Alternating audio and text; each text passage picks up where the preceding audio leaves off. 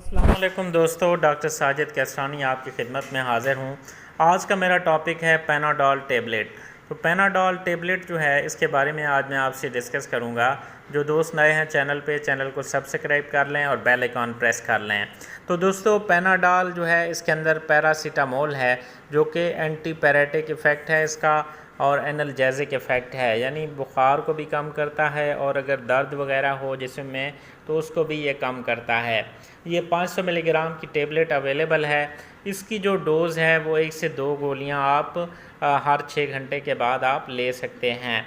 तो इसकी जो इंडिकेशंस हैं, अच्छा कौन सी कंडीशंस हैं जिनमें पैनाडोल आप दे सकते हैं।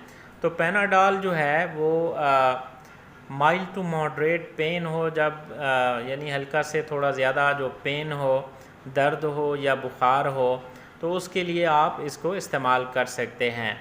मिग्रेन का पेन हो, हेडेक हो, सर में दर्द हो, न्यूरैल्जिया हो, टूथेक हो यानी दांतों के अंदर दर्द हो, या फिर आपके गले के अंदर दर्द हो, इसी तरह जो रोमेटिक पेन है और इसी तरह जो नज़ला ज़ुकाम वगैरह है, या feverish colds and for menstrual pains. तो जहाँ पे भी कोई पेन वगैरह की कैफियत हो तो उसके लिए आप इसको माइल्ड टू मॉडरेट पेन्स में इसको इस्तेमाल कर सकते हैं।